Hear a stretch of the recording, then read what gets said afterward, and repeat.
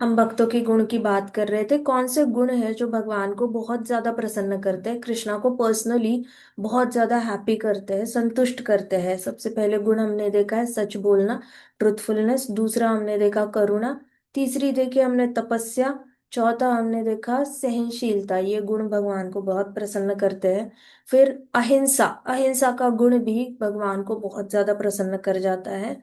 दान धर्म करना भी कृष्णा को बहुत अच्छा लगता है। कृष्णा खुश हो जाते हैं अगर हम दान धर्म करते हैं।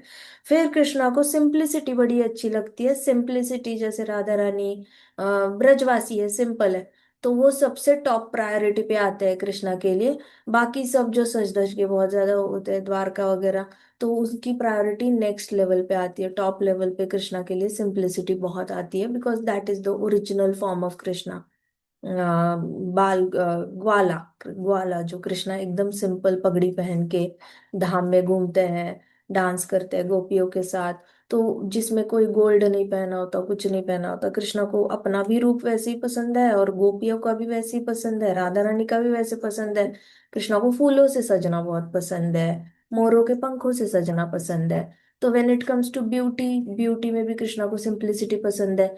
ज्ञान आया तो ज्ञान में भी कृष्णा कहते हैं कि सारा ज्ञान साइड रखो, हरे कृष्णा महामंत्र बोलो, क्योंकि वही है जिसमें सारा सार संसार का समाया हुआ है। तो महाप्रभु बनकर आए तो महाप्रभु ने कोई ऐसे बड़े बड़े शास्त्र नहीं लिखे।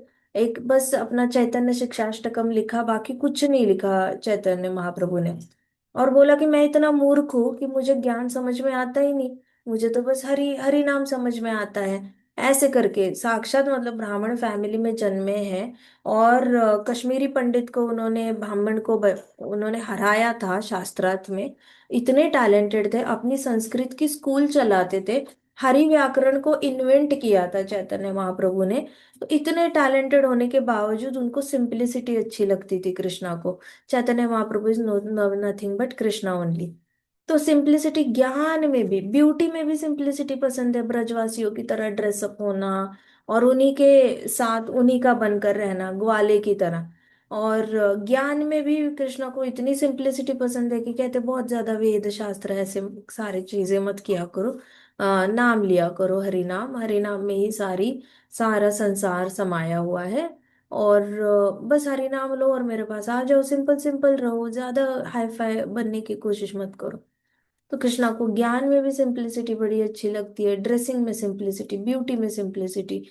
फिर जहाँ पे बात आती है रिचेस की, तो कृष्णा रिच होकर भी बड़े सिंपल बिहेव करते हैं। जैसे द्वारका में इतना सारा द्वारका कृष्णा का था, लेकिन कृष्णा करते क्या थे?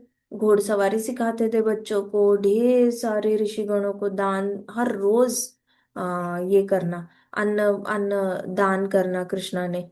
हर रोज कुछ ना कुछ ऐसे सिंपल सिंपल एक्टिविटी, अपने वाइफ्स के साथ पॉन्ड में खेलना। बट ऐसे बहुत ज्यादा रिचनेस का शो ऑफ नहीं करते थे। जो स्यमंतक मणि जिसने चुराया था, तो वो वो जो दिखाता था, सत्यभामा के फादर थे, तो वो बहुत शो ऑफ करते थे कि देखो मेरे पास सिमंतक मणि है। हर रोज tons and tons of gold वो मैन्युफैक्चर करता है। लेकिन कृष्णा तो हर रोज क्या, कृष्णा हर सेकंड में एक नई द्वारका खड़े कर सकते हैं, इतना रिचनेस है कृष्णा के पास। बट उन्होंने कोई शो ऑफ नहीं किया। रावण ने शो ऑफ किया। समंतक मणि, क्या है उनका नाम, समंतक मणि जिनके पास था, वो सत्यभामा के फादर, फादर का नाम क्या है सत्यभामा के फादर का नाम? सत्रजीत माताजी। हाँ, सत्राजीत। सत्राजीत ने इतना सोने का शो ऑफ किया, तो कृष्णा को शो ऑफ पसंद नहीं। कृष्णा को सत्राजीत इसीलिए अच्छा नहीं लगता था, बहुत शो ऑफ करता था कि देखो मेरे पास स्यमंतक मणि है। श्री राम जी को भी रावण अच्छा नहीं लगा, क्योंकि शो ऑफ बहुत करता था, मेरे पास लंका है, मेरे पास पैसा है, देखो मेरे पास ये है वो है। किसी को अच्छा नहीं लगता, नॉर्मल लोगों को भी अच्छा नहीं लगता what to talk about Krishna. Krishna को भी अच्छा नहीं लगता। कृष्णा को अगर आप श्रीमंत हो तो श्रीमंत भी विनम्रता ज्यादा अच्छी लगती है, कि आपके पास है फिर भी विनम्र रहो, ऐसे मत दिखावा करो अननेसेसरी। तो ये कृष्णा का फेवरेट गुण है, सिंपलिसिटी। कपड़ों में भी सिंप्लिसिटी, बात करने में भी सिंप्लिसिटी, ऐसे मायावादियों की तरह टेढ़ा टेढ़ा तरीके से मीठी मीठी बातें करके, गोल गोल घुमा के, मुंह में रसगुल्ला डाल के, मतलब मीठी बातों में लपेट लेना लोगों को। ये सारा ऐसे, हमेशा स्माइल रखो चेहरे पे, स्माइल, मेडिटेशन करते वक्त स्माइल रखो, सांस लेते वक्त स्माइल रखो, बात करते वक्त स्माइल रखो, हैप्पी रहो हैप्पी रहो। एकदम टॉक्सिक पॉजिटिविटी करके छोड़ दिया इन लोगों ने। कृष्णा को वो टेढ़ा तरीका पसंद नहीं आता इन लोगों का, बिल्कुल पसंद नहीं आता। कृष्णा को स्ट्रेट फॉरवर्डनेस और सिंपलिसिटी बड़ी अच्छी लगती है, कि सीधा सीधा मुंह बात करो, सिंपल रहो सिंपल रहो। तो कृष्णा को जो सिंपलिसिटी पसंद है ना, उतनी सिंपलिसिटी किसी को नहीं पसंद। तो कृष्णा सिंपलिसिटी से बहुत ज्यादा प्रसन्न हो जाते हैं। उसके बाद सेटिस्फैक्शन, कृष्णा ऐसे, कृष्णा को ये गुण बड़ा अच्छा लगता है लोगों में, अगर किसी के अंदर हमेशा संतुष्टि रहती है। किस फादर को या किस भगवान को अच्छा लगेगा कि कोई बार बार आके क्रिप करता रहता है, पिछले साल प्रमोशन दिया, इस बार भी दे दो ना, पिछली बार फर्स्ट रैंक दिया, इस बार भी दे दो ना, पिछली बार 2-3% की हाइक थी, इस बार थोड़ा 30% हाइक दो, इस बार 50% दो। किसको अच्छा लगता है बार बार आके कोई मांगता है? आप बताओ, आपके पास कोई बच्चा आएगा, हर रोज ही बोलेगा पेन उधार में दोगे please, please can you lend me your pen, can you lend me your pen, can you lend me. आप हर रोज परेशान नहीं हो जाओगे? बच्चा अगर हर रोज सेम चीज मांग रहा है तो अच्छा लगेगा क्या, बताओ? गंदा, अच्छा नहीं लगा।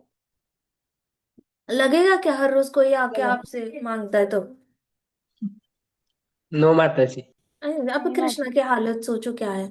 मंदिर में बेचारे खड़े रहते हैं, राधा रानी के साथ ऐसे खड़े हैं, उन्होंने राधा रानी के साथ गप्पे लड़ाने, गाने गाने, बातें करनी मीठी मीठी, बलराम जी के साथ ऐसे ऐसे ऐसे देखकर कुछ बातें करनी, गोपियों के साथ बातें करनी, इधर ललिता विशाखा है, रंगा देवी है, सुदेवी है, इनके साथ ये बातें करेंगे या हमारी बात सुनेंगे? आ गया फिर से पैसे मांगने, आ गया फिर से ये मांगने, आ गया फिर से मांगने। पिछली बार, पिछले साल भी मांगा था, दे दिया था, इस साल वापस वही चीज मांगने आया है। तो कृष्णा को ना संतुष्ट लोग अच्छे लगते हैं। कृष्णा को ऐसे लोग अच्छे लगते हैं जो मंदिर में आते हैं और बोलते हैं thank you Krishna. Krishna is like, ओ तुझे याद रहा, मैंने कुछ दिया था तुझे, चलो अच्छी बात है, तुझे याद रहा, अच्छा लगा मुझे, खुश है ना तू, तू खुश रहे। और भक्त कहेगा, हाँ कृष्णा मैं बहुत खुश हूँ, मैं आपकी कृपा से मेरे पास बहुत कुछ है, थैंक यू कृष्णा। और कृष्णा कहेंगे, तू खुश रहे, तू खुश रहेगा तो मैं खुश रहूंगा। और तो ऐसे करके कृष्णा हैप्पी रहेंगे तो भक्त खुश रहेगा। तो भक्त का और कृष्णा का रिश्ता एकदम गहरा हो जाता है जैसे ही भक्त संतुष्ट होता है। उसके बाद का हमने गुण देखा था, कृष्णा को क्या पसंद है, संत महात्माओं की सेवा करना। संतों की डेफिनेशन हमने देखी थी, जो भी हरि नाम गली गली बिखेरते हैं उनको संत कहा जाता है। बाकी ब्रह्मांड का ज्ञान फैलाने वाले को संत नहीं कहेंगे, सिर्फ उस इंसान को संत कहा जाता है जो हरि नाम का फैलाता है, ठीक है। मायावादियों लोगों को संत नहीं कहा जाता, वो साधु पुरुष कहा जा सकते हैं उनको, लेकिन वो संत तो है नहीं, वो किसी भी तरीके से वो सिद्धि प्राप्त किए हुए सिद्ध, उनको सिद्ध कहा जा सकता है, विद्याधर कहा जा सकता है, सिद्ध कहा जा सकता है। लेकिन इनको संत नहीं कहा जा सकता। जो कृष्ण का नाम मुंह में लेने से भी जलन होती है जिसको, तो वो संत नहीं है। तो ऐसे संत जो हरि नाम की नाम की माला जपते हैं और हरि नाम सबको लेने के लिए प्रवृत्त करते हैं, ऐसी लोगों की सेवा जब आप करते हो, संतों की सेवा, तो कृष्णा को बहुत प्रसन्नता हो जाती है, फर्स्ट हैंड कृष्णा उस पे बहुत बेनिडिक्शन दे देते हैं। उसके बाद seeing every soul as part and parcel of lord, तो सारी आत्माओं को कृष्णा का पार्ट एंड पार्सल देखना, जैसे हमारी उंगली है।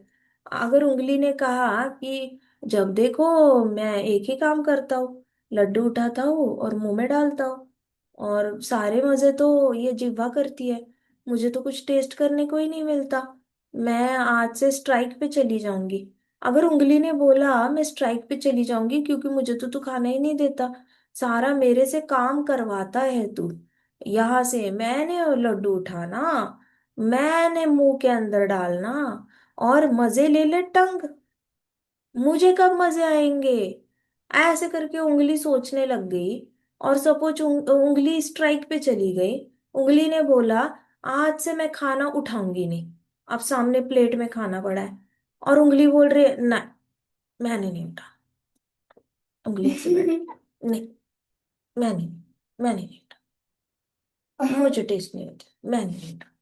ऐसे उंगली ने किया तो टंग भी टेस्ट नहीं कर पाएगी, पेट भी भूखा रह जाएगा, धीरे धीरे धीरे उंगली भी वीक हो जाएगी। अब उंगली बोलेगी, हाय मेरे को बड़ा थकान थकान हो रही है, मुझे बड़ी थकान हो रही है, मुझे बड़ी नींद आ रही है, मुझे ऐसा लग रहा है मैं चक्कर आके गिरूंगी गिरूंगी गिरूंगी। तो उंगली का ही नुकसान हुआ ना ऐसी जिद करके। तो उंगली को समझ में आना चाहिए कि वो इस शरीर का पार्ट है और वो अपना अपना काम करेगी, शरीर को पोषण मिलेगा तो वो आप पे भी खुद हेल्दी रह जाएगी। वैसे जीवात्मा को पता होना चाहिए कि वो कृष्णा के शरीर का पार्ट है, वो अपना अपना काम करेगा। ये भी नहीं सोचेगा कि मुझे उसमें कितना आनंद आ रहा है, मुझे कि उसमें कितना आनंद आ रहा है, मेरी हैप्पीनेस। उंगली अगर अपनी हैप्पीनेस के बारे में सोचने लग गई ना तो बीमार होके मतलब वीक हो जाएगी और गल जाएगी एक दिन। लेकिन उंगली ने अगर बिना सोचे समझे काम किया, उसका काम है रोटी तोड़ना, दाल में डालना और मुंह में ट्रांसफर करना। उसका काम है रोटी तोड़ना, सब्जी पकड़ना, मुंह में ट्रांसफर करना। इतना ही काम है, कोई ओवर थिंकिंग करने की जरूरत नहीं है उंगली को कि तेरे तेरे तुझे और कुछ करना है। तूने इतना ही करना है, ग्लास पकड़ मुंह मुंह को लगा दे, खाना ऐसे तोड़ मुंह में डाल दे। इतना ही तेरा काम है, तू अपना काम कर, तू हमेशा हेल्दी रहेगी उंगली। वैसे हमारे कर्म होते हैं, हम जो भी काम करते हैं हमने बस करना है, उसका ये नहीं सोचना है कि मुझे उसमें कितना आनंद आ रहा है। अपनी हैप्पीनेस के लिए कभी कोई काम मत करना। आजकल कलयुग में बहुत कुछ चल रहा है कि आपका जो पैशन है, आपको जो पसंद है वही करो, जो पसंद नहीं है वो मत करो। ऐसा कुछ नहीं है। पहले जमाने से बच्चे अपने फादर का ऑक्यूपेशन फॉलो करते आ रहे हैं, उन्होंने तो कभी कंप्लेन नहीं करी कि हमें फादर का फील्ड अच्छा नहीं लगता, हमें अपने अपने फील्ड में आगे जाना है। पहले जमाने से उंगलियों ने ऐसा कोई इंडिपेंडेंट ये दिखाया नहीं, विश नहीं दिखाया। उंगलियों ने हमेशा वही किया जो उनका काम है, जन्म से उनको काम असाइन किया है, वो उंगलियों ने काम किया और उनको रिजल्ट मिल गए, वो आध्यात्मिकता में और आगे बढ़ने लग गए। परिवार का एक सिस्टम सेट होता है, तो वो सेट सिस्टम में अगर उसी में ढल जाओगे आराम से तो टाइम मिलेगा भक्ति करने के लिए। परिवार के एक सिस्टम से बाहर निकलोगे, अपना अपना कुछ करने जाओगे, जीरो से सब स्टार्ट करना पड़ता है, ज्यादा मेहनत हो जाती है, ज्यादा टाइम उसमें चला जाता है और भक्ति के लिए टाइम नहीं बचता। तो स्पिरिचुअली नुकसान होता है। ऐसे मटेरियली तो आप बहुत पैसा कमाओगे। जैसे कपड़े वाले का बच्चा अगर अपनी दुकान खोलेगा साबुन की और उसी में रिसर्च करता रहेगा, नए साबुन बनाएगा, नए साबुन डिजाइन वाले साबुन बनाएगा, पैसा तो आएगा उसके पास, बट उसके पास एक्सपीरियंस नहीं है ना साबुन का। अब वही दूसरा एक बिजनेस वाला होगा जो तीन चार पिछले उनकी जो पीढ़ियां है वो साबुन ही बना रही है और साबुन ही बेच रही है। अब उनके साथ कंपटीशन करने में उसको बड़ी मुश्किल आएगी।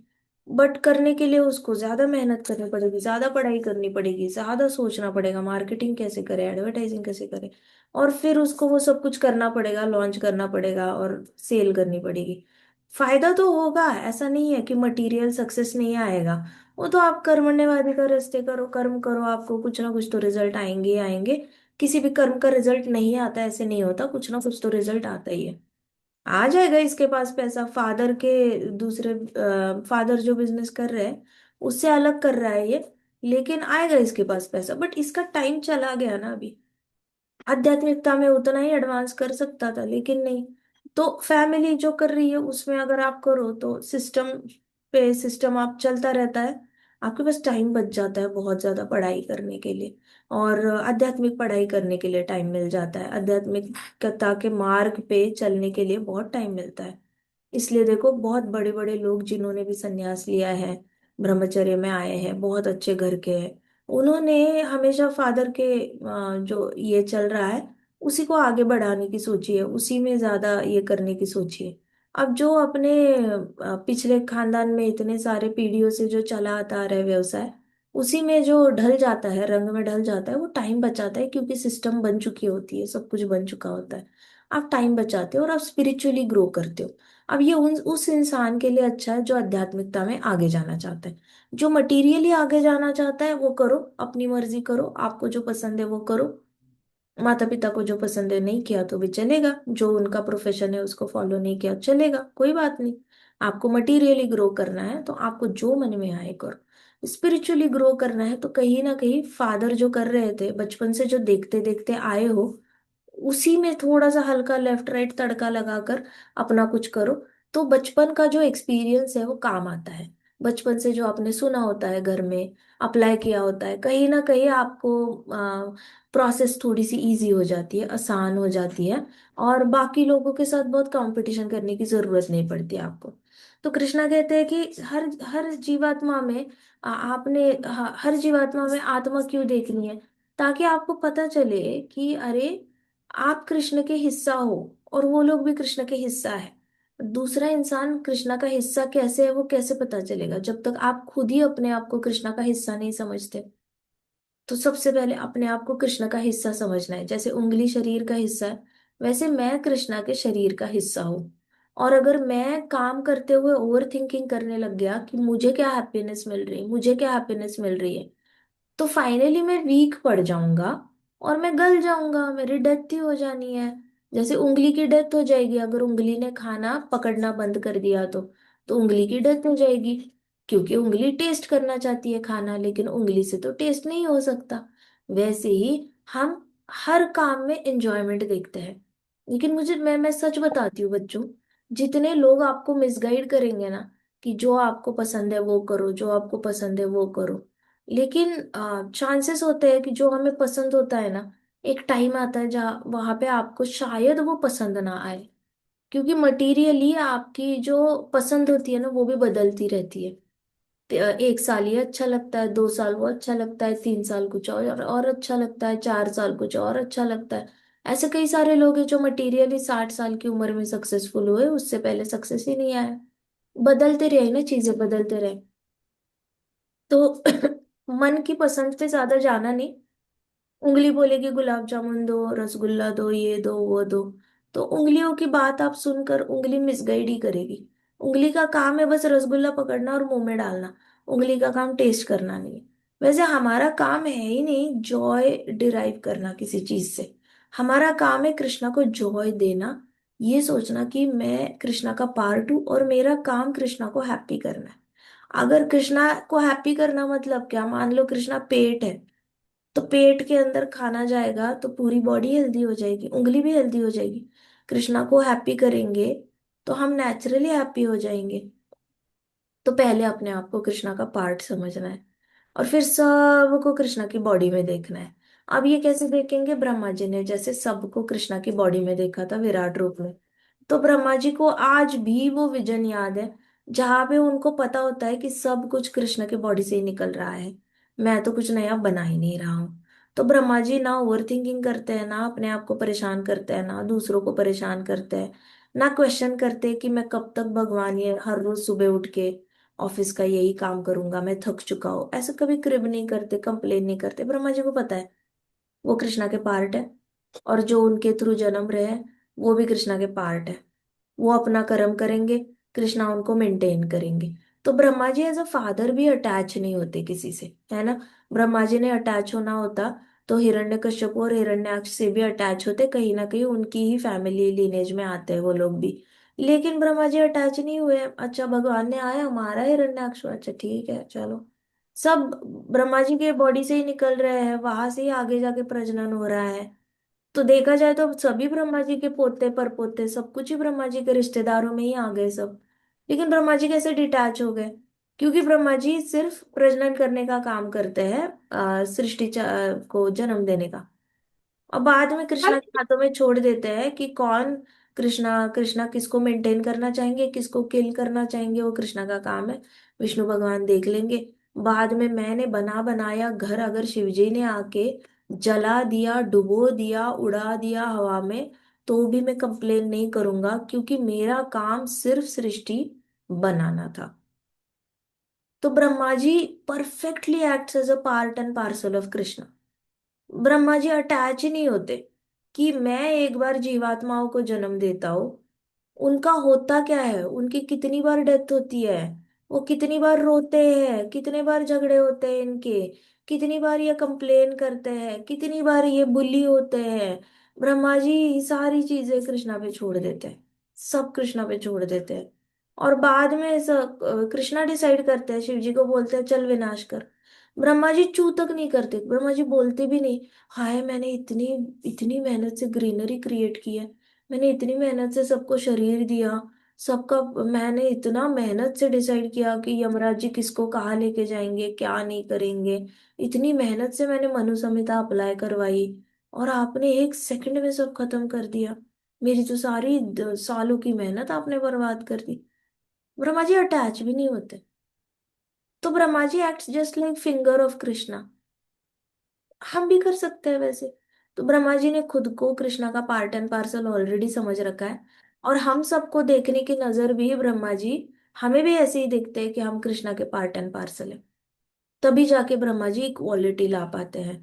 तो इक्वालिटी का राज है, ये सीक्रेट है इक्वालिटी का, कि look looking every soul as a part of Krishna. आगे बात समझ में? बहुत इंपॉर्टेंट पॉइंट है। उसके बाद नारद मुनि जी ने बोला, कौन सा गुण अच्छा लगता है कृष्णा को? कृष्णा को ये वाला गुण बड़ा अच्छा लगता है, जिसको भगवान की लीलाएं सुनने में बड़ा मजा आता है, जिसको भगवान की लीला सुनने में रस लेता है, ऐसा इंसान बहुत अच्छा लगता है कृष्णा को, ये गुण ही अच्छा लगता है। जो कोई भी इंटरेस्ट दिखाता है ना कृष्णा की लीला सुनने में, वो गुण कृष्णा को बड़ा अच्छा लगता है। जब गोपियाँ मक्खन बेचने जाती थी मथुरा, और वहां पे जाके मथुरा वासी पूछते थे क्या चल रहा है गोकुल में, क्या चल रहा है, वो बताते थे अभी आ रहे थे, कान्हा बीच में ही खड़ा हो गया, टैक्स मांगने लग गया। हमने बोला हम नहीं देंगे, हम ऑलरेडी कंस को टैक्स भर रहे हैं, हम तुम्हें क्यों भरे? तो उसने बोला ये रास्ता मेरा है, मुझे टैक्स दे दो। तो हमने बोला ये रास्ता तेरा कब से हुआ? तो उसने गुस्से से हमारी एक गोपी की मटकी भी फोड़ दी। फिर हम बाकी मटकियां कैसे वैसे बचा के भागे वहां से उससे।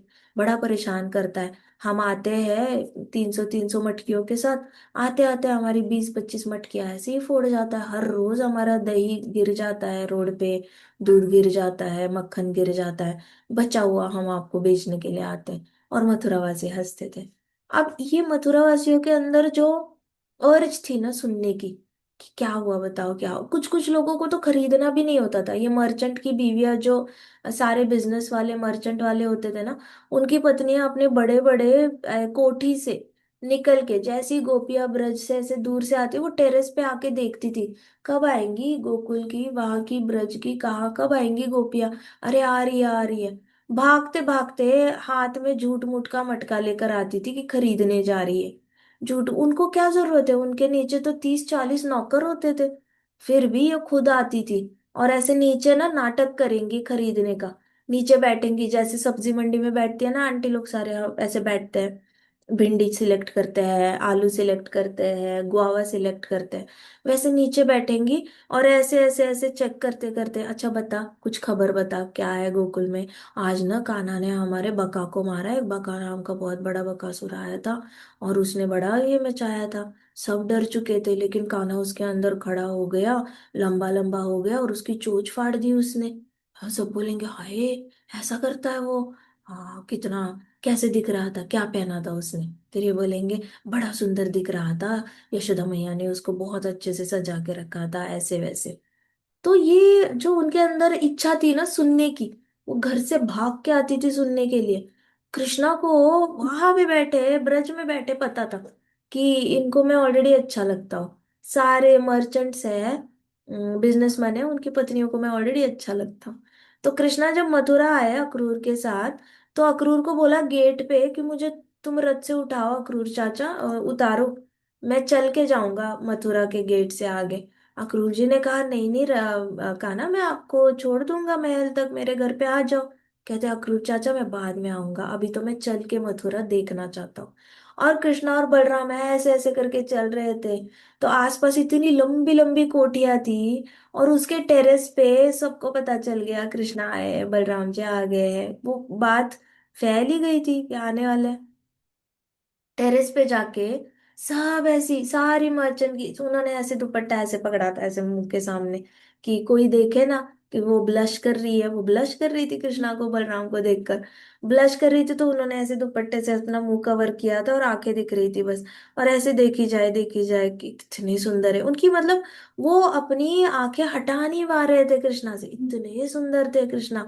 आंखें हटा नहीं पा रहे, उनको लग रहा है कोई हमें देखेगा तो सोचेगा कैसी औरतें हैं, ऐसे देख रही है ब्रज से आए हुए लड़कों को।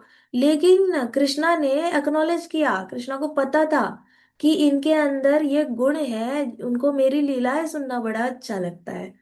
तो कृष्णा ने वॉक करते, खास उनके लिए उतरे थे कृष्णा, वॉक करते करते कृष्णा ने सबको ऐसे टेरेस पे देखा, ऐसे कॉर्नर ऑफ द आई से सबको देखा, हर एक मथुरा की गोपी को देखा, ऐसे देखा और स्माइल किया, ग्लांस दे दे के हर एक गोपी को पर्सनल अटेंशन दिया। तो वो भी गोपियां ही है देखा जाए तो, मर्चेंट की बीवियां है, लेकिन अगर कृष्ण से प्रेम कर रही है तो गोपी हो गई। तो और वो भी माधुर्य रस में प्रेम कर रही थी, ऐसा तो कोई और रस नहीं था। तो ऐसे विलास कर करके कृष्णा ने उनको एक्नॉलेज किया, कृष्णा को इतना ये गुण ही अच्छा लगता है कि मेरी लीला सुनना पसंद है, मेरी लीला पसंद है, मैं तुम्हें कैसे छोड़ सकता हूँ, भला मैंने तो आना ही है, मैंने तो देखना ही है, मैंने तो मिलना ही है तुमसे। ऐसे करके कृष्णा ने हर एक को पर्सनल अटेंशन दिया है, हर एक को। तो कृष्णा को ये बहुत अच्छा गुण लगता है, इसलिए कृष्णा दीवाने हैं भक्तों के, इतने ज्यादा। कृष्णा कहते हैं कि बस मेरा भक्त मेरे बारे में सुनता है, मैं भक्त का और ज्यादा पराधीन हो जाता हूँ, मैं भक्त पराधीन हूँ। कृष्णा कहते हैं मैं भक्त पराधीन हूँ, तुम्हें मेरे बारे में सुनना पसंद है ना, मैं पूरी तरह तुम पे डिपेंडेंट हूँ। अब तुम्हें मुझे कपड़े पहनाने हैं, जो कपड़े पहनाने हैं पहनाओ, जो खिलाना है खिलाओ, सूखी रोटी खिलाओ खा लूंगा, गरम रोटी खिलानी है खा लूंगा, बिना नमक की रोटी खिलानी है खा लूंगा, जो खिलाना है खा लूंगा, खाना ही नहीं खिलाना बस जल चढ़ाना है पी लूंगा। कृष्णा कहते हैं मैं भक्त पराधीन हूँ, तुम्हें जैसे रखना है वैसे रखो, रात को सुलाना है सुला दो, नहीं सुलाना खड़ा रखना है खड़ा रखो, जो करना है करो, आई एम योर बेबी, मैं पराधीन हूँ। तो जब ये आए थे ना, मुगल आया था, कौन था वो, औरंगजेब आया था ना अटैक करके, औरंगजेब ने राधा गोविंद देव जी का मंदिर तोड़ने की कोशिश की थी, बहुत बड़ा मंदिर था राधा गोविंद देव जी का तब वृंदावन में, ऑलमोस्ट 7 माले की मंजिल थी, 7 माले की, उस जमाने में 7 माला सोचो। और औरंगजेब आया और उसको फोड़ने की कोशिश की, अच्छे से तो फोड़ नहीं पाया, आज भी वहां पे मार्क्स है। लेकिन वहां से डीटी लेकर कहाँ गए, वहां के गोस्वामीगण उनको लेकर जयपुर गए, वहां पे जाके राधा गोविंद देव जी की स्थापना हुई। वहां पे राजा ने बोला कि मुझे ऐसी जगह पे राधा गोविंद देव जी को रखना है कि मैं अपने रूम से बाहर आऊं और बालकनी में मैं दरवाजा खोलूं तो मुझे सबसे प्रथम मुझे दर्शन हो। तो आज भी आप देखो राधा गोविंद देव जी के मंदिर आप जाते हो ना, वहां से मुड़ के ऐसे पीछे देखो ना गेट के आगे, तो महल दिखता है राजा का, राजा के महल की बालकनी का दरवाजा, वहां से सीधा उनको दर्शन होता था। तो राजा भी ऐसे थे कि सुबह उठते ही उनको भगवान के दर्शन करने होते थे। बट भगवान वहां से इधर आए, राजस्थान आए, क्यों आए, क्यों आए, भक्त पराधीन, कि तुम मुझे जहां लेके जाना है जाओ, मैं तुम्हारा हूँ, मुझे प्रोटेक्शन करना है, तुम मुझे औरंगजेब से बचाना चाहते हो, ठीक है मैं बच जाऊंगा, कोई बात नहीं, लेके जाओ जहां लेके जाना है लेके जाओ। ऐसे करके भगवान जयपुर चले गए, भक्त अहम भक्त पराधीन हो। तो भगवान को ऐसे बड़े अच्छे लगते हैं जो उनके बारे में लीला सुनते हैं, और जैसे ही उसकी उन कृष्णा के बारे में लीला सुनने लग जाते हैं, कृष्णा पूरे भक्त पे डिपेंड ही हो जाते हैं। अब मुझे पालो, अब मुझे पालो, जैसे पालना है पालो, मुझे तुम बहुत अच्छे लगते हो, मैं तुम्हारे पास आके रहूंगा, तुम्हें जैसे रखना है मुझे रखो, जो खिलाना है खिलाओ, जैसे रखना है वैसे रखो, गरीब रखना है मुझे गरीब रखो, सजा के रखना है सजा के रखो, मैं कोई कंप्लेन नहीं करूंगा। तो भगवान को ऐसे लोग बहुत अच्छे लगते हैं, ऐसा ये गुण अच्छा लगता है। दूसरा गुण भगवान को अच्छा लगता है जो भगवान के इंस्ट्रक्शंस को फॉलो करता है। मतलब अगर भगवान ने बोला होगा ना कि अर्जुन लड़, युद्धस्व, तो तू चुपचाप लड़। तो भगवान को ऐसे भक्त अच्छे लगते हैं जो बताने पर इमिजिएटली सुनते हैं। राधा रानी को इसीलिए गुस्सा आया था कि अर्जुन तूने सुनी क्यों नहीं बात कृष्णा की, कृष्णा को इतने सारे श्लोक बोलने क्यों पड़े, कृष्णा को तुम्हें कन्विंस क्यों करना पड़ा अर्जुन, बोला था युद्ध कर तो युद्ध कर लेता, तेरी हिम्मत कैसी हुई कृष्ण मेरे कान्हा को प्रश्न पूछने की, वो ठाकुर जी है, ये पूरे ब्रह्मांड उनकी ऑर्डर पे चलता है, तेरी हिम्मत कैसी हुई मेरे ठाकुर जी को तूने ऐसी बातें बोली। ऐसे करके अर्जुन को बड़ा डांटा था। सो राधा रानी को पता है कि कृष्णा को कौन सा गुण पसंद है। कृष्णा को आर्ग्यू करना पसंद नहीं है। अब रावण आर्ग्यू करता है, कंस आर्ग्यू करता है, शिशुपाल आर्ग्यू करता है, but the last he wants कि भक्त आर्ग्यू करे। तो कृष्णा को एक इंस्ट्रक्शन जो दिया है ना, वो पालन करो चुपचाप, ज्यादा ये मत करो, आर्ग्यू मत करो। तो कृष्णा को ऐसे ये गुण अच्छा लगता है, जो एकदम सिंपल होकर भोला भाव लेकर, अच्छा कृष्णा ने ऐसे बोला है, ठीक है जी कर लेते हैं। अच्छा कृष्णा ने वैसे बोला है, हाँ जी ठीक है जी कर लेते हैं। कृष्णा ने बोला है ना, कृष्णा के लिए तो जान हाजिर है। कृष्णा जो बोलेंगे कर लेंगे। बोलो आपको, कृष्णा आपको क्या चाहिए, क्या आप कह रहे हो, हम मान लेंगे आपकी बात। क्या ही जाएगा हमारा, ज्यादा से ज्यादा जान जा सकती है, इससे ज्यादा हमारे पास और कुछ है ही नहीं आपको देने के लिए। मैक्सिमम क्या जाएगा, जान दे सकते हम अपनी, वो तो वैसे भी चली जानी है, हम आपके लिए अभी खड़े तैयार है। तो कृष्णा को इंस्ट्रक्शन फॉलो करने वाला गुण बड़ा अच्छा लगता है। फिर कृष्णा को कौन सा अच्छे लगते हैं गुण, जो भगवान की सेवा करते हैं और पूजा करते हैं। भगवान की सेवा करना, जैसे मंदिर में सारे लोग झाड़ू मारते हैं, कुकिंग करते हैं, डीटी वर्शिप करते हैं, पूजा करते हैं, आरती करते हैं। तो ऐसे वाले ये सारे ये गुण जो है ना, आरती करने वाला गुण, मंदिर में साफ सफाई करने वाला गुण, झाड़ू मारने वाला गुण, ये भगवान को गुण बहुत अच्छा लगता है। आपको पता है, एक ऐसे भक्त जन्मे थे फैमिली में। तो किस गांव में जन्मे थे, गांव का नाम याद नहीं, लेकिन वो जन्मे, और वो जैसे ही जन्मे ना, उनके 2-3 ब्रदर सिस्टर की डेथ हो गई, ठीक है। तो डेथ हो गई तो घर वालों को लगा, हाय हाय पता नहीं कैसा बच्चा जन्मा है, बड़ा खराब स्टार्स वाला जन्मा है, इसके ग्रह खराब होंगे शायद, बैड लक लेकर तो नहीं आया, हमारे 3-3 बच्चे की मौत हो गई इसके जन्मने से। तो उसका नाम रख दिया इन लोगों ने दुखीराम। अभी दुखीराम ऐसे ही बड़ा होता रहा, बड़ा होता रहा। फिर एक दिन हृदय चैतन्य दास थे, उन्होंने उसको दीक्षा दे दी। तो दीक्षा दे दी तो उसका बन गया नाम दुखी कृष्ण दास। और उसको बोला तू वृंदावन जा, जीव गोस्वामी जी के यहाँ पे तू जाकर सेवा कर जीव गोस्वामी जी की। तो वो गया, जीव गोस्वामी जी के पास गया दुखी कृष्णदास। जीव गोस्वामी जी बिजी थे एज यूजुअल, शास्त्र लिखते थे। एक्चुअली शास्त्र मतलब एडिट करते थे, रूप गोस्वामी जी लिखते थे, और जीव गोस्वामी जी का काम होता था वो ऐसे पूरा पढ़ना, लाइन पे लगाना, इंक को घोलना। और ये तो जीव गोस्वामी जी बड़े बिजी रहते थे रूप गोस्वामी जी की सेवा करते करते। उनको उनका कपड़े भी धोने होते थे, अन्न अन्न भी देना है, झाड़ू भी मारना है, इंक भी कंटिन्यूअस ये करते रहना है, सारे पत्ते धूप में सुखाने हैं जिसपे कृष्ण राधा कृष्ण की लीलाएं लिखी है, सूखने के बाद वो सीक्वेंस से लगाने भी है, रीड भी करना है, कंट्रोल नहीं होता था रीडिंग, रीड भी करना है। थे तो उनके नेफ्यू ही थे जीव गोस्वामी, लेकिन काफी यंग थे। अभी जीव गोस्वामी जी इतने इतने स्वॉम्प्ड होते थे, इतने ज्यादा ओवरवेल्म्ड, बिजी, बहुत ज्यादा लोड होता था उनके पास काम का, बहुत ज्यादा बर्डन होता था काम का। तो उनकी सेवा के लिए दुखी कृष्णदास को भेजा, ठीक है। अभी जीव गोस्वामी जी बिजी थे, दुखी कृष्णदास आया। तो जीव गोस्वामी जी ने बोला तूने ना हर रोज झाड़ू करना है यहाँ पर, झाड़ू किया कर। तो कहते अच्छा ठीक है। और उसके बाद जीव गोस्वामी जी उनको इंस्ट्रक्शन देना भूल गए कोई। अभी दुखी कृष्ण का दास को एक ही बात पता थी कि गुरु ने बोला है कि गुरु ने इनके पास मेरी जिम्मेदारी दी है तो मैं झाड़ू करता हूँ। तो झाड़ू, हर रोज झाड़ू करते थे, सुबह उठते थे, रात को उठते थे, जब भी उठते थे ना झाड़ू ही करते रहते थे, साफ ही करते रहते थे मंदिर, ऐसे सारा मंदिर नहीं, मतलब जहाँ पे वो कुटीर थी उनकी, तो वो साफ करते रहते थे, करते रहते थे। और एक दिन साफ करते करते उनको ऐसा कुछ एक पायल जैसा दिख गया, तो उन्होंने हाथ लगाया तो ऐसे बॉडी में करंट आ गया, अचानक से आंखों से आंसू निकलने लग गए, कृष्णा कृष्णा कृष्णा कृष्णा ऐसे करने लग गए। उनको अंदर से भाव आ गया कृष्णा के लिए, इतना ज्यादा स्ट्रांग भाव आ गया, बाल खड़े हो गए, हाथ कांपने लग गए, पसीने आने लग गए, आंखों से रोना आने लग गया, और कृष्ण की याद आने लग गई, इंटेंस कृष्ण की याद आने लग गई। तो उनको उनको लगा कि ये कोई साधारण पायल है नहीं, ये क्या है। इतने में एक बूढ़ी औरत आई वहां पे। बूढ़ी औरत ने बोला ये मेरी बहू का है, दे दे। तो कहते कि ऐसे उन्होंने शक की नजर से देखा, बूढ़ी औरत, अपनी बहू की पायल, और ये ऐसी वाली इस बूढ़ी के पास कैसे आएगी? कहती कि उन्होंने कहा कि जा दूसरी पायल ला, मैच करके ही दूंगा, मैं ऐसे नहीं दूंगा। तो वो गई, और वो और कोई नहीं थी, ललिता सखी थी। तो वो गई और राधा रानी को बोला उन्होंने कि राधा रानी, वो देने को तैयार नहीं है पायल, कहता है कि दूसरी पायल ला दे।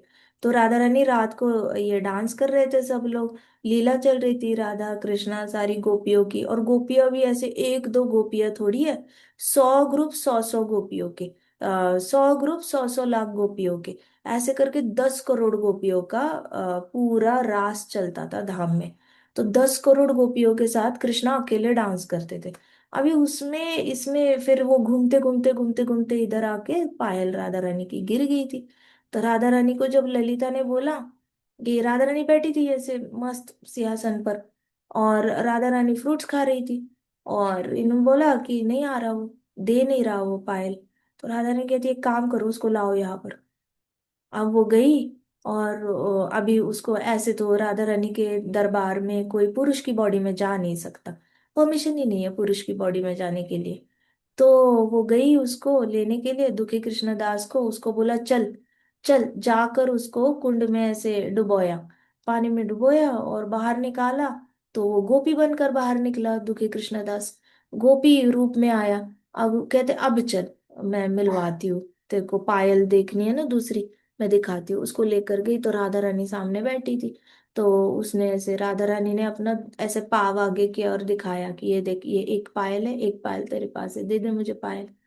तो फिर एकदम इतने ज्यादा भाव विभोर हो गए, राधा रानी, साक्षात राधा रानी दिख गई दुखी कृष्णदास को। तो दुखी कृष्णदास इतने ज्यादा भाव विभोर हो गए कि उनके आंखों में आंसू, और फिर वो गए, दंडवत किया, राधा रानी के हाथ में दिया।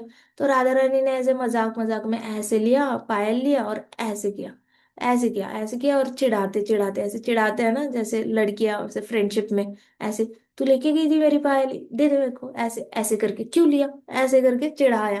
तो वैसे राधा रानी ने गोपी फॉर्म में थे, दुखी कृष्णदास गोपी बड़े सुंदर दिख रहे थे। तो ऐसे किया और ऐसे ऐसे किया, मेरी पायल देती है, दे वापस, ऐसे किया।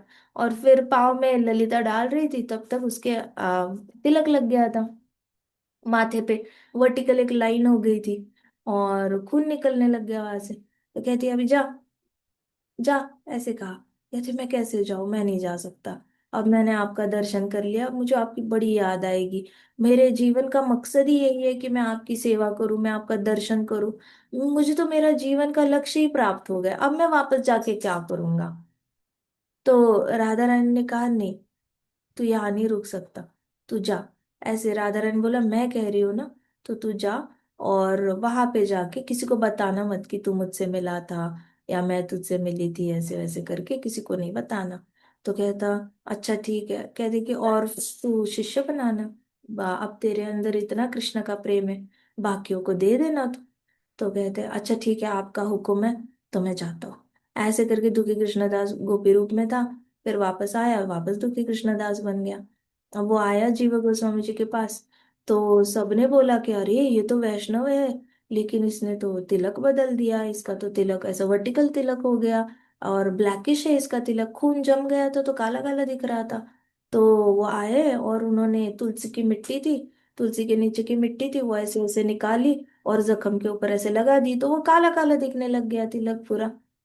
तो अभी सबने, वैष्णवों ने ना छी छी तू फैलाना शुरू कर दिया, ये देखो अपना एक संप्रदाय तैयार कर रहा है वैष्णव समाज का, लेकिन ये अपने आप को बहुत इंटेलिजेंट समझने लगा है, ऐसे करके दुखी कृष्णदास ने अपना संप्रदाय शुरू किया। वो जीवा गोस्वामी जी के अंडर सेवा देता है, महाप्रभु के लीनेज में आता है, लेकिन देखो कैसे अपना संप्रदाय शुरू कर रहा है, अपना ही तिलक नया शुरू किया है, अपना ही तिलक शुरू किया है। अब ये ना, ये कंप्लेन चली गई हृदय कृष्णदास, उनके गुरु थे उनके पास, हृदय चैतन्य के यहाँ पे चली गई। तो हृदय चैतन्य दास आ गए यहाँ पे जीवा गोस्वामी जी को डांटने लग गए कि तूने इसको अपना संप्रदाय कैसे बनाने दिया, हम सब आते हैं, ब्रह्म माधव गौड़ियों में आते हैं, हमारे सारे षड गोस्वामी है, ये सब हम एक महाप्रभु के अंडर आते हैं, तूने इसको कैसे करने दिया? तो कहते कि जीव गोस्वामी जी कहते मैं आपके सारे ब्लेम सुनने को तैयार हूँ, लेकिन आप इसका तिलक ना मिटा के दिखाओ मुझे, तो मैं मानूंगा। कहते इसने लगाया हो तिलक तो तो कहते सबने मिटाने की कोशिश की, तो माथे से मिटे ना मिटे ना कुछ नहीं मिटे। तो फिर जीवा गोस्वामी जी ने बताया कि राधा रानी मेरे सपने में आई थी, उसने बोला कि मैंने उसको ये तिलक दिया है, अब इसको श्याम प्रेम मिल गया है, इसने मेरे कृष्ण को बहुत आनंदी किया है, इसने इतना झाड़ू किया है, इतना झाड़ू किया है तेरे आंगन में कि तो तुम सब संत हो। रूप गोस्वामी जी शास्त्र लिखते हैं, जीव गोस्वामी जी लिखते हैं, सनातन लिखते हैं, तो तुम सब संतों की इतनी सेवा करके उसने मेरे श्याम को बड़ा आनंद दिया है, मेरे श्याम बड़े बड़े खुश है उसकी सेवा से, तो मैंने इसको श्यामानंद नाम दिया है, तो ये श्यामानंद नाम से जाना जाएगा। फिर जीव गोस्वामी जी ने उनके गुरु को, उनके गुरु ने बोला मैंने ऑलरेडी दीक्षा दे रखी है, जीव ने वापस और एक दीक्षा दे दी क्या, उसका तिलक भी बदल दिया। जीव गोस्वामी जी थे मैंने ने कोई दीक्षा दी, यह आपका ही शिष्य है, आपके शिष्य को राधा रानी दीक्षा दे के चली गई है। कहते क्या बात कर रहे हो, कहते हाँ यह आपका ही शिष्य है, और आपके शिष्य ने साक्षात श्याम जी को खुश कर दिया है, तो हमारी ठाकुरानी ने उसको श्यामानंद नाम से ये किया है, संबोधित किया है। वो चाहती है कि अब ये आपका शिष्य जो है वो और भक्त बनाए, उसको तो साक्षात राधा रानी का दर्शन देकर चली गई है। तो कहते हैं अच्छा ठीक है। तो उसके बाद फिर उनके जो शिष्य बने वो सारे श्यामानंदी कहला, but Shyamanandis are Vaishnavas only eventually. तो कहने का मतलब यह है कि जो कृष्णा की सेवा करता है ना, वो कृष्णा को पसंद आता है, कैसे पता चलता है, श्यामानंद दास जी ने झाड़ू किया था बस, क्या किया था, झाड़ू मारा था, बस झाड़ू मारा था, संतों के आंगन में झाड़ू मारा था, दैट्स ऑल। और इतनी बड़ी कृपा, दुखी दुखी कृष्णदास बन गया श्यामानंद। दुखी कृष्णदास सोचो, जन्म से उसको कितना टॉर्चर किया गया था कि भाई तू कल मुआ है, तू बुरे इसके साथ आया है, तेरे पाव तेरे लक्षण अच्छे नहीं है, तेरे आने से मृत्यु होती है, तू बैड लक है। उसको बहुत पार्शलिटी की जाती थी, बहुत समाज परेशान करता था, गांव परेशान करता था, यहाँ तक कि माँ बाप भी प्रेम नहीं देते थे। सब ने उसको आइसोलेट कर दिया था कि ये तो दुर्योधन की तरह निकला, आते ही खा गया, आते ही खा गया, माँ के बच्चे खा गया, ऐसे करके बचपन से ही इतना ज्यादा दुखी और किसने उनको सहारा दिया, कृष्णा ने, साक्षात कृष्णा ने दिया, फिर राधा रानी ने दिया, और क्या किया उन्होंने, बस झाड़ू की सेवा की। तो कृष्णा को ऐसे ये गुण बड़ा अच्छा लगता है कि मेरा भक्त जब मेरी सेवा करता है, मेरी पूजा करता है, तो मुझे ये वाला गुण अच्छा लगता है, कोई भी मेरी सेवा करता है तो उसके अंदर ये गुण है ना, ये मुझे बहुत सेटिस्फाई करता है, क्योंकि उसके लिए बहुत विनम्रता चाहिए। भगवान के संतों की सेवा करने के लिए ईगो बहुत क्रश करनी पड़ती है, क्योंकि आपको रिटर्न में पैसे नहीं मिलते, रिटर्न में आपको हमेशा ही अप्रिसिएशन नहीं मिलता, हमेशा ही आपको एक्नॉलेजमेंट, अवार्ड्स, रिवॉर्ड्स, पैसे, ऐसे बहुत ज्यादा फेम, ऐसा कुछ नहीं मिलता। आपको चुपचाप हेड डाउन करके सेवा करनी होती है, आपको रिटर्न में कुछ मिलने की अपेक्षा भी नहीं करनी होती, बस गुरु की सेवा करनी होती है। तो आप जब संतों की सेवा करते हो, गुरु की सेवा करते हो, उनके पास खुद इतना पैसा कुछ होता नहीं है, वो क्या देंगे शिष्य को। तो वो जो सेवा होती है ना, वो सर्वोत्तम सेवा इसलिए कही जाती है क्योंकि उसमें सेल्फिश डिजायर जीरो होता है। उसमें आप चाहो भी तो सेल्फिश हो नहीं सकते, क्योंकि आप जिसकी सेवा कर रहे हो उसके पास पर्सनली, उसके पास खुद ऐसे कोई एसेट्स है नहीं जो आपके साथ वो शेयर कर सकता है, ना अपनी प्रॉपर्टी है, ना अपना कुछ है, कुछ होता नहीं है, तो वो आपको ऐसा ऑपुलेंस डायरेक्टली हैंड ओवर नहीं कर सकता, आपके नाम पे नहीं आ सकता। प्रभुपाद के इतने सारे सन्यासी शिष्य, जीबीसी बना, कौन सा इनके पर्सनल नाम पे कुछ है, सब कुछ ऑर्गेनाइजेशन के नाम पे है। सबको लगता है हाय हाय इस्कॉन के पास बड़ा पैसा है, इस्कॉन एज अ ऑर्गेनाइजेशन के पास पैसा है, ये किसी का पर्सनल बैंक अकाउंट नहीं है, कोई अपना पर्सनल कैरी नहीं करता। सब इस्कॉन से ही अप्लाई करते हैं कि इतनी लक्ष्मी दी जाए, हम प्लेन से इधर उधर जा रहे हैं, बीच में इमरजेंसी लग गई तो थोड़े पास होने चाहिए, बहुत मिनिमल होते हैं, मैंने खुद देखा है। इनके पास, इनके जो ब्रह्मचारी सर्वेंट्स होते हैं उनके पास थोड़ा सा कैश रखा होता है, बट उनके पास वो भी जरूरत नहीं पड़ती, कभी कभी तो उनके साथ कभी कभी वो ब्रह्मचारी आते हैं और पूछते हैं कि थोड़ा सा कुछ मिलेगा क्या, महाराज के लिए नारियल का पानी लेने जाना है। और दे जेन्युइनली डोंट कीप एनीथिंग। और ऐसे संत महापुरुषों के आप जब सेवा करते हो, कौन खुश होता है? कृष्णा खुश होता है। क्योंकि सबको चाहिए रिच बॉस, है ना, सबको बड़ी कंपनी में काम करना है, सबको बड़े बड़े ओहदे पर जाना है, सबको ज्यादा पैसा चाहिए। बट ऐसे ऐसे संतों की सेवा करने में आपको मॉनेटरी बेनिफिट्स कुछ नहीं होते, और फिर भी आप सेवा करते हो। क्यों करते हो? कृष्णा को प्रसन्न करने। अरे कृष्णा फिर बड़े हैप्पी हो जाते हैं, और कृष्णा ज्यादा से ज्यादा रिविलेशन देते हैं। रिविलेशन मतलब साक्षात आपके हृदय में ढेर सारा कृष्ण प्रेम कृष्णा गिफ्ट करते हैं। जब आप कृष्णा को ये गुण अच्छा लगता है, जब आप सेवा करते हो कृष्णा की। उसके बाद कृष्णा को कौन सा गुण अच्छा लगता है? Surrendering one's whole life. अगर आप सोचो इसके और एडवांस जाओ और अपना पूरा जीवन कृष्णा के नाम कर दो, तो फिर तो कृष्णा आजन्म ऋणी हो गए। आजन्म ऋणी मतलब फिर तो कृष्णा कुछ भी करके आपका जो ये है कर्जा है वो उतार ही नहीं पाते। कृष्णा कहते मैं ऐसा क्या करूं जो मैं कर्जा उतार पाऊं? मैं उतार ही नहीं सकता। तो महाप्रभु एक बार यात्रा पे जा रहे थे। तो महाप्रभु के पीछे सारे सारे भक्त लोग, हम भी आएंगे, हम भी आएंगे, हम भी आएंगे। महाप्रभु कहते मैं कैसे आपका कर्जा उतारूंगा? आप इतना सब कुछ करते हो, मैं आपने ऑलरेडी मेरे लिए बहुत कुछ किया है, मैं आपका कर्जा उतार नहीं पा रहा हूँ।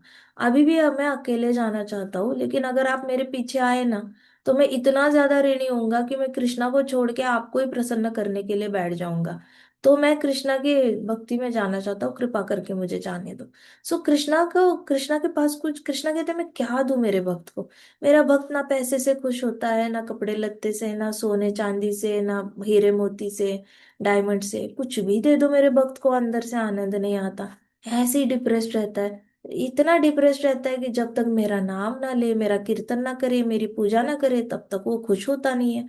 अब ऐसा भक्त जो रिटर्न में मेरी ही सेवा चाहता है, उसको मैं और क्या दे सकता हूँ?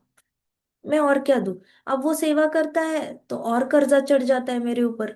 मैं सेवा देता हूं तो मैं अपना ही कर्जा बढ़ा देता हूँ। तो मैं सेवा ना देना चाहूँ और सेवा छोड़ के मैं कुछ और देना चाहूँ, तो भक्त डिप्रेस हो जाता है, बड़ा सैड हो जाता है। तो कृष्णा बड़े आजन्म ऋणी, कहते हैं कि मैं आजन्म ऋणी हो जाता हूँ। मुझे प्रेम में बांध लेता है भक्त, और मुझे समझ में नहीं आता कि उस प्रेम पाश से मैं बाहर कैसे निकलूं।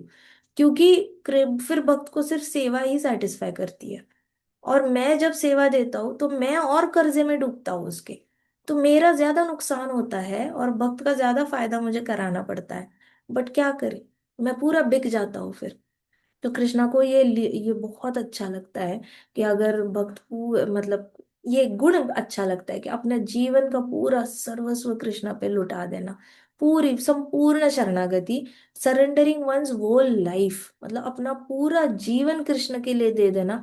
ये कृष्ण की सबसे फेवरेट क्वालिटी है, गुण है। ये सब बेसिक प्रिंसिपल्स है जो एक इंसान ने फॉलो करने चाहिए। नारद मुनि जी ने कहा ये सारे एकदम बेसिक बेसिक गुण है, बेसिक गुण है जो इंसान ने फॉलो करने चाहिए अगर वो कृष्णा के करीब जाना चाहता है, अगर कृष्णा के गुड बुक्स में आना चाहता है, कृष्णा को हैप्पी करना चाहता है। आप चाहते हो कि कृष्णा मुझे नोटिस करे। ये वैसे तो बहुत लाखों करोड़ों भक्त है, हमें लगता है पृथ्वी पर 1 लाख डिवोटीज है, लेकिन ऊपर के लोकों में तो आप सोचो पृथ्वी का पॉपुलेशन एज कम्पेयर टू ऊपर के बड़े बड़े प्लैनेट्स, वहां पे ज्यादा पॉपुलेशन होगा, राइट? सो उनका पॉपुलेशन और हमारा काउंट करें तो है तो बहुत कंपटीशन, बहुत ज्यादा भक्त है क्वांटिटी में। इतने सारे भक्तों में अगर चाहते हो कि कृष्णा हमें भी आइडेंटिफाई करे, कृष्णा हमें भी एक कटाक्ष से देख ले, एक बार देख लो तो लो कृष्णा हम भी एग्जिस्ट करते हैं, अगर ये चाहिए, तो ये सारे गुणों में से ना, ये सारे गुणों को टिक लगाना आपके पास लिस्ट होनी चाहिए। ये लिस्ट जो होती है ना, सारे गुण होने चाहिए। सारे गुणों की लिस्ट अपने कबर्ड पे, जो वार्डरोब है, ड्रेसिंग टेबल है, कहीं ना कहीं ऐसे पेस्ट माता है किचन में लगा के रख सकती है। तो जब तक कुकर की सीटी नहीं लग रही है, गुणों को देखते रहो, टिक लगाओ, हर रोज डिसाइड करो इसमें से मैं आज इसको टिक लगाऊंगी, आज इसको टिक लगाऊंगी, टिक लगाऊंगी। ऐसे करके प्रैक्टिकली अप्लाई करना शुरू करोगे ना, तो आपकी बॉडी लैंग्वेज में आ जाएगा। एक बार बॉडी लैंग्वेज में आ जाएगा तो आपको उसको शब्दों में डालने की जरूरत नहीं पड़ेगी कि मेरे अंदर ये गुण है। आपको वर्ड्स में उसको कन्वर्ट करने की जरूरत नहीं पड़ेगी, क्योंकि आप वो वो वाला इंसान बन जाओगे जो कृष्णा का फेवरेट होता है। आप चलते फिरते ऐसे भागवत डिवोटी बनोगे जो कृष्णा के यूनिक कॉम्बिनेशन से कृष्णा के लिए बनी हुई पर्सनालिटी। अगर बदलना है ना तो कृष्णा के लिए बदलना है। अगर अपने अंदर एक अच्छा पॉजिटिव ट्रांसफॉर्मेशन लाना है ना तो ऐसा वाला ट्रांसफॉर्मेशन लाना है कि मुझे एक नया इंसान बनना है और वो नया इंसान कृष्णा को पसंद होना चाहिए। तो ये रहे आप आज के, है ना, आज 20 फरवरी है, 20 फरवरी की पर्सनालिटी आ रही और अगले साल की 20 फरवरी की पर्सनालिटी आ रही। तो अगले साल की जो आपकी पर्सनालिटी है वो ये भागवतम पर्सनालिटी होनी चाहिए जो पूरी तरह कृष्णा को प्रसन्न करने के लिए ढली हुई है। आज की थोड़ी सी होगी जो आसपास के लोगों को प्रसन्न करने के लिए बनी हुई पर्सनालिटी है।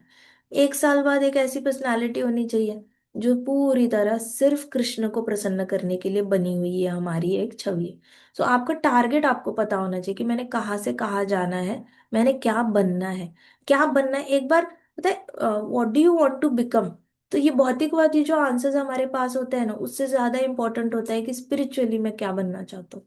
मैं एक ऐसा इंसान बनना चाहता हूँ जिसके अंदर वो गुण है जो कृष्ण को सेटिस्फाई करते हैं। मेरे अंदर मुझे बस वो गुण लाने हैं जो कृष्ण को सेटिस्फाई करते हैं। तो आप कभी कंफ्यूज्ड नहीं रहोगे कि मैं कैसे बिहेव करूं, मैं अपने अंदर क्या पर्सनालिटी क्या डेवलप करूं। ये क्या बाहर के लोग सिखाएंगे आपको पर्सनालिटी डेवलपमेंट। इनके पर्सनालिटी डेवलपमेंट में क्या कोर्स में होता है, ऐसे बात करो वैसे बात करो, ऐसे चलो वैसे चलो, ऐसे बैठो वैसे बैठो, मतलब गिन चुन के बात करो, ये वर्ड्स यूज करो वो वर्ड्स यूज करो, ये लैंग्वेज ऐसे करो वो। इतना ज्यादा उन्होंने सबको रोबोटिक। एक टाइम के बाद ये सब लोग जो पर्सनालिटी डेवलपमेंट के क्लासेस करते हैं ना सब लोग ऐसे लगते हैं जैसे रोबोट्स हैं, एक स्पेसिफिक ढांचे में ही बात करते हैं। मैं एक म्यूजियम देखने गई थी, तो उस म्यूजियम में मैंने सोचा था मैं वहां पे ढूंढूंगी कोई आर्टिस्ट मिला तो मैं उनको बोलूंगी कि मुझे ऐसा एक पेंटिंग बना के दे दो जिसमें हमारे सारे आचार्य जो है उनके ऐसे आउटलाइंस हो, मतलब पीछे ऐसे विंटेज लुक आए और सामने ऐसे आउटलाइंस आए। तो मैं कस्टमाइज्ड बनवाना चाहती थी लेकिन मैं डिवोटी ढूंढने गई थी सारे आर्टिस्ट लोगों में। तो म्यूजियम लगा था तो मैंने कहा कि मुझे आपके सारे आर्टिसंस को मिलना है, कहाँ मिलेंगे। तो कहते कि आ जाएंगे वो शाम को 4 बजे तक। तो मैं उनसे बात कर रही थी तो उन्होंने मैं क्या बता रही थी, उन्होंने, हाँ, तो मैं गई थी वहां पे तो उन्होंने बोला कि ये सारा आपको मैंडेटरी क्यों है कि डिवोटी बनाए, कोई और बनाए तो भी चल सकता है। कहते कि नहीं नहीं मैंने कहा नहीं ये डिवोटी से ही बनाना है, उसके अंदर भाव होगा। ऐसे किसी भी आर्टिस्ट से बनाएंगे तो भाव अलग होगा ना उसको। तो कहते कि अच्छा अच्छा ऐसा भी होता है। कहते हाँ ऐसे भी होता है। मैंने कहा फिर उन्होंने ना कि ऐसे ही पीछे किसी आर्टिस्ट को बोला कि बस ऐसे ही बोल देना कि मैं इस्कॉन से हूँ। तो फिर वो आया, फिर कहता इस्कॉन से हूँ। मैं देखा, मैंने कहा अच्छा कहाँ से दीक्षा ली है क्या नहीं है। तो ऐसे ऐसे देखने लग गया। फिर पता चल गया कि ये तो कुछ सच है बोल नहीं रहे हैं, इनको तो ऐसे ही पेंटिंग बेचना है। सो होता क्या है ना कि आपके अंदर वो जो गुण है ना, आपको गुण डाले ना तो आप ट्रूथफुलनेस पे कभी कॉम्प्रोमाइज नहीं करोगे। तो भक्त पता चल जाता है कि ये भक्त है या नहीं है, ये भक्त भक्त के गुण इसने अपने अंदर डालने की कोशिश करी है या नहीं करी है। द मोमेंट आपकी पर्सनालिटी, हाँ, तो मैं वो म्यूजियम वाली मैडम से बात कर रही थी। तो उन्होंने कहा मैडम आप क्या करते हो ऐसे वैसे। मैंने कहा कि सबसे ज्यादा शक्ति तो देखो भागवतम में ही है। आप भागवतम पढ़ते हो तो आप अंदर से ही एक ऐसे अलग इंसान बन जाते हो कि आपको फेक करनी नहीं पड़ती अपनी पर्सनालिटी, आप अंदर जो हो वही बाहर बन जाते हो और बाहर जो दिखाते हो वही अंदर होते हो। तो कहते मुझे जमाना हो गया, कहते कि मुझे जमाना हो गया जहाँ पे मैंने अंदर की बात बाहर बोली हो। मैं हमेशा एक स्ट्रक्चर में ही बात करती हूँ, हमें जैसे सिखाया है ट्रेनिंग में एमबीए करते हुए, तो मैं स्ट्रक्चर में ही बात करती हूँ, मैं स्ट्रक्चर से बाहर कभी निकलती नहीं हूँ। तो मुझे ये कॉन्सेप्ट ही पता नहीं है कि अपने दिल की बात बोल सकते हो। क्या ये भागवतम से आ जाता है आपके मुंह से कभी गलत। कहती मुझे डर लगता है मैं बात करने जाऊं, अगर मैं रैंडमली कुछ भी ऐसे बैबल करने लग गई तो मैं गलत ना बोल दूं, लोगों को बुरा ना लग गए और फिर ये सारा मेरा ये म्यूजियम का ये कुछ चलेगा नहीं। तो मैं एक स्ट्रक्चर में बात करती हूँ। तो उनसे बात करके मुझे भी लगा था कि एकदम स्ट्रक्चर में बात कर रहे हैं, तो पता ही चल जाता है। सो पर्सनालिटी डेवलपमेंट क्लासेस क्या करती है ना, आपको एक एक ढांचे में बांध देती है, एंड इवेंचुअली सब लोग एक जैसे ही लगने लग जाते हैं। मतलब कुछ भी यूनिक या फिर कुछ न्यूनेस नहीं होती है किसी की पर्सनालिटी में। सब एक जैसी बात कर रहे हैं, सब एक जैसे वर्ड्स यूज कर रहे हैं, सब एक जैसी बॉडी लैंग्वेज है, सबका हैंडशेक भी वैसा ही होता है, सबकी स्माइल भी उतनी ही होती है, ना ज्यादा लंबी ना ज्यादा छोटी, एकदम मध्यम।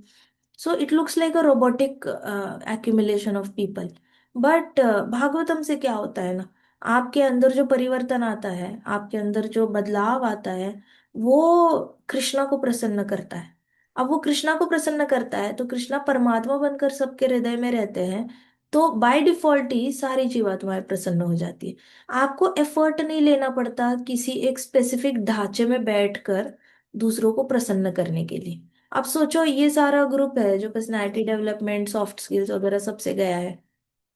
अब इनमें से एक भी इंसान ने किसी अलग तरीके से बात की ना, तो ये लोग उससे बात करना छोड़ देंगे, क्योंकि ये बोलेंगे इसने तो ट्रेनिंग ली नहीं है, इससे क्या ही बात करना है, इसको बात करनी नहीं आती। बट आपको तो कुछ नया वेलकम करना भी नहीं आ रहा है, तो आपने खुद अपने दरवाजे कितने बंद कर रखे हैं। बट ऐसे भक्तों के साथ नहीं होता। अगर भक्त किसी भी ग्रुप में जाए, तो वहां पे सबके हृदय ऑलरेडी प्रसन्न इसलिए रहते हैं क्योंकि कृष्णा ऑलरेडी प्रसन्न रहते हैं भक्त से। जिस भक्त ने कृष्णा को हैप्पी करने के लिए जिंदगी बिताई हो ना, उससे नॉर्मली लोग परेशान नहीं रहते। आप खुद देखो, हमारे इतने राधानाथ महाराज कैम्ब्रिज में जाते हैं, इतने बड़े पोडियम पे वो लेक्चर देते हैं, और कोई उनसे ऑफेंड नहीं होता। ना उनका ड्रेस मैच कर रहा है, ना उनकी बॉडी लैंग्वेज मैच कर रही है, ना उनके वर्ड्स मैच कर रहे हैं। वो सारे हार्वर्ड वाले, कैम्ब्रिज वाले बिजनेस डिस्कस कर रहे हैं, और हमारे महाराज क्या डिस्कस कर रहे हैं? How to bring peace in life through Krishna consciousness. लेकिन हाँ, मैच नहीं कर रहा, कुछ भी मैच नहीं कर रहा, ना ड्रेसिंग, ना बॉडी लैंग्वेज, ना वॉइस टोन, ना मोडालिटी। उनके ढांचे में फिट नहीं हो रहे हैं, फिर भी सब प्रसन्न है।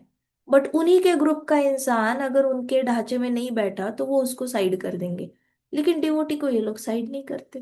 क्यों नहीं करते? कृष्णा ऑलरेडी प्रसन्न है। कृष्णा प्रसन्न है, तो ये सारे ऑडियंस में जितने लोग हैं उनका परमात्मा प्रसन्न है। परमात्मा प्रसन्न है, तो वो लोगों को कोई प्रॉब्लम नहीं है कि कोई सन्यासी स्टेज पे क्या बोल रहा है। कोई उसके साथ झगड़ा नहीं कर रहा, कुछ नहीं कर रहा, और प्लस हैप्पी हो रहे हैं, सुनकर भी हैप्पी हो रहे हैं। That is the secret. कि बेसिक प्रिंसिपल्स जो है ना, एज ए ह्यूमन बीइंग भी हम अपने अंदर ये गुण लाने की कोशिश करेंगे ना, तो आपको 100 लोगों को प्रसन्न करने की जरूरत नहीं पड़ेगी। देखो, गिने चुने आपके जीवन में आप मैक्सिमम 15,000 लोगों से मिलते हो। 15,000 से 20,000, अगर आप चलो प्रचार करने गए बहुत ज्यादा अलग अलग देशों में, तो अलग बात है, आपका नंबर बहुत बड़ा हो जाएगा। लेकिन मिनिमम आपका सर्कल 15,000 तक जाता है, एवरेज, ऑन एन एवरेज। तो 15,000 लोगों को आप प्रसन्न करते फिरोगे। 15,000 तरीके के दुख अपने सर पे लेके घूमोगे। कभी ये नाराज हो गया, कभी वो नाराज हो गया, इसको भी हैप्पी करना है, उसको भी हैप्पी करना है। ऐसे 15,000 तरीके के दुख लेना पसंद करोगे, या सीधा सुप्रीम पर्सनैलिटी ऑफ गॉडेड को हैप्पी करो और 15,000 निपट जाएंगे अपने आप? कौन सी मेथड अच्छी है? Second one. Second one.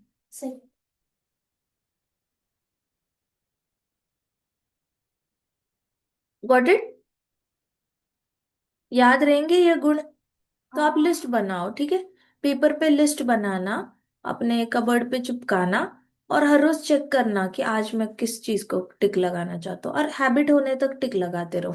ऐसे छोटा सा टिक लगाना ग्रीन पेन से, जैसे ही फॉलो करोगे ग्रीन पेन से, और ऐसे उस क्वालिटी के आगे एटलीस्ट 10-20 टिक्स होने चाहिए। जब भी फॉलो करते हो टिक लगाओ, जब भी फॉलो करते हो टिक लगाओ।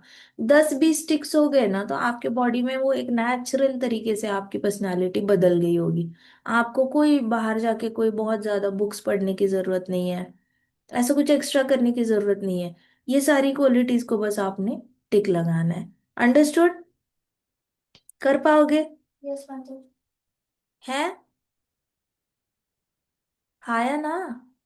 यस यस माता जी। यस। जी माता ये जी। बहुत जी अच्छी। माता जी। शाबाश। शाबाश, आपने फोटो भेजना है, पेपर पे ये सारी क्वालिटीज लिखो, फोटो भेजो मुझे। आपने पेस्ट किया अपने कबर्ड पे, वार्डरोब पे, अंदर की साइड, बाहर की साइड, जहाँ पे करना है।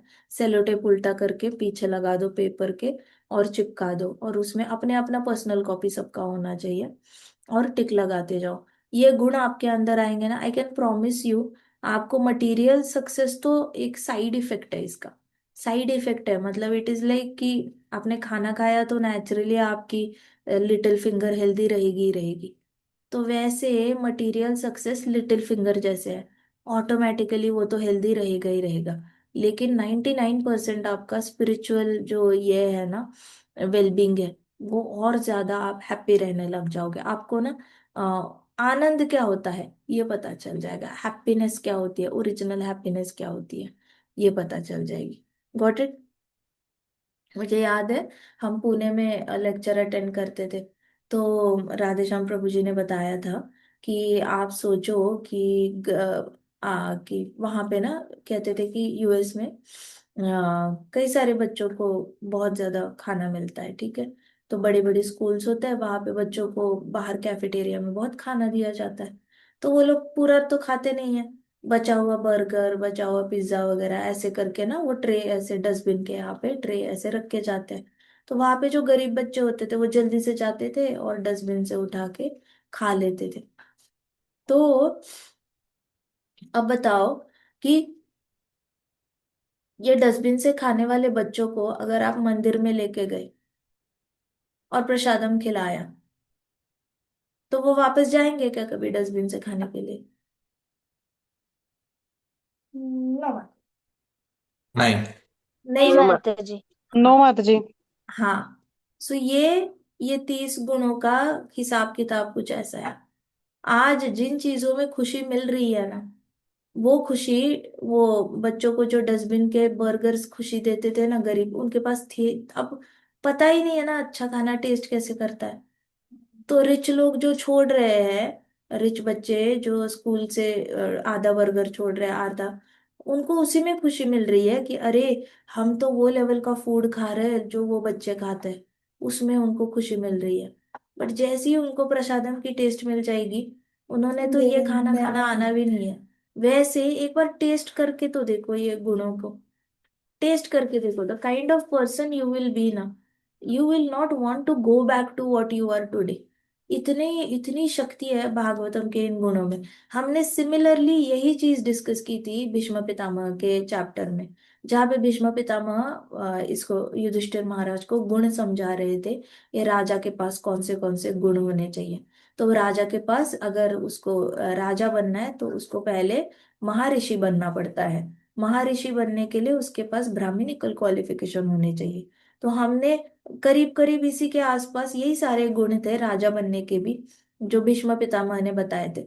हमने तब भी ये एक्सरसाइज डिस्कस की थी, लेकिन तब आप बच्चे बहुत छोटे थे, फोर्थ फिफ्थ स्टैंडर्ड में थे, आपको इतना समझ में नहीं आता था। कुछ कुछ लोग तो सेकंड थर्ड में थे, तो इतना समझ में नहीं आता था। अब देखो आप वापस बड़े हो गए, कृष्णा भी आ गए वापस आपको बताने के लिए, नारद मुनि जी वापस, मतलब पहले भीष्म पितामह के थ्रू बताया, अब नारद मुनि जी आ गए बताने के लिए कि देखो अब इस गुणों से, तब तो आपने राजा बनने के लिए ये गुण सुने थे, ब्राह्मणिकल क्वालिफिकेशन, लेकिन आज आपने सुने ये गुण, अब पता चल गया कि अरे आज तो एकदम कृष्णा कृष्णा को हैप्पी करने के गुण चल रहे हैं। मतलब पहले तो भीष्म पितामह के थ्रू हमें भागवतम में राजा बनाया, अगर तब गुण हम आत्मसात करते तो आज हम बहुत अच्छे लीडर बनते।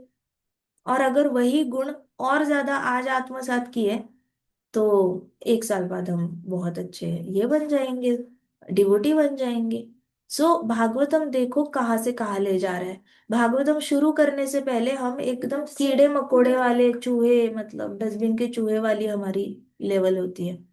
भागवतम में एंटर करते ही फर्स्ट कैंटो में हमें राजा बना दिया जाता है, ये गुण बताकर कि ऐसे गुण राजा के पास ये गुण होने चाहिए। अब जैसे ही हम पढ़ते हैं फर्स्ट कैंटो में, हमारा मन कर जाता है कि हमारे पास भी ये गुण होने चाहिए। हम ऑलरेडी राजा राजा की तरह सोच रखते हैं। और फर्स्ट कैंटो से आते आते सेवेंथ कैंटो में आते हैं, तो कहते हैं अब तो तुम इतने सालों से राजा राजा ही खेल रहे हो, अब आगे भी बढ़ो थोड़ा सा, भक्त भी बनो, कृष्णा को हैप्पी करने के लिए गुण आत्मसात कर लो।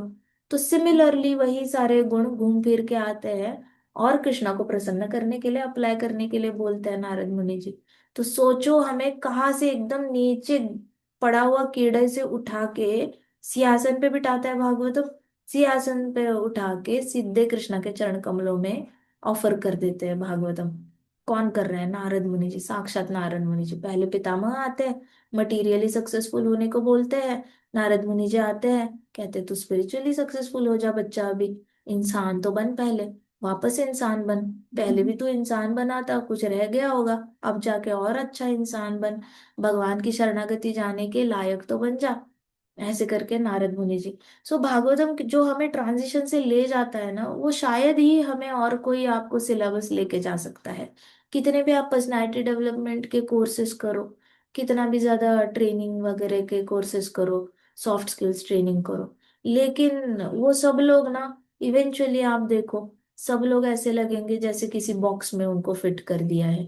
ना खुद की अकल है, ना कुछ इनोवेटिव मेथड निकालने की उनके पास अकल है, ना कुछ इन्वेंट करते हैं, जो घिसा पिटा चला आता आ रहा है वही सिखाते हैं। ना इनको भगवत गीता पढ़नी होती है, ना भागवतम पढ़ना होता है, ना जिसको सिखा रहे हैं उनको यहाँ से यहाँ लेके जाना होता है। सिर्फ मटीरियली, मटीरियली भी भागवतम के इंस्ट्रक्शंस फॉलो नहीं करते। मटीरियली भी जो किसी ने एक ने सिलेबस बनाया है वही सिलेबस, तो उसमें ग्रोथ नहीं है जितनी भागवतम में हमारे लिए ग्रोथ है। और ये सीक्रेट्स भागवतम में हम पहुंच रहे हैं इस कैंटो तक, बहुत बहुत अच्छा नसीब चाहिए यहाँ तक पहुंचने के लिए।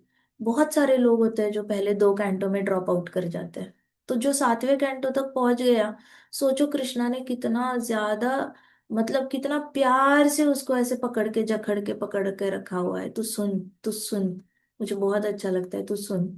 ऐसे करके कृष्णा ने समझ जाना चाहिए, कृष्णा बहुत प्रेम करते हैं, जो 7वां कैंटो भी सुनने का परमिशन दे रहे हैं, हमें कथा करने का मौका दे रहे हैं, है ना। तो ये गुणों को हल्के में मत लेना। हो सकता है भीष्म पितामह के वक्त जो गुण हमने पढ़े थे, तब आपका कोई एम्बिशन ही नहीं था कि लीडर बनना है, तब आप लोग इतने छोटे थे कि आपको पता ही नहीं था जीवन में करना क्या है। आपको किंग नहीं बनना था, आपको कोई लीडर नहीं बनना था, ना आपको कोई गवर्नमेंट ऑफिसर बनना था, ना आपको एडमिनिस्ट्रेटिव ऑफिसर बनना था, ना आपको देश बदलना था, ना आपको आसपास के बच्चों को बदलना है, लोगों को बदलना है।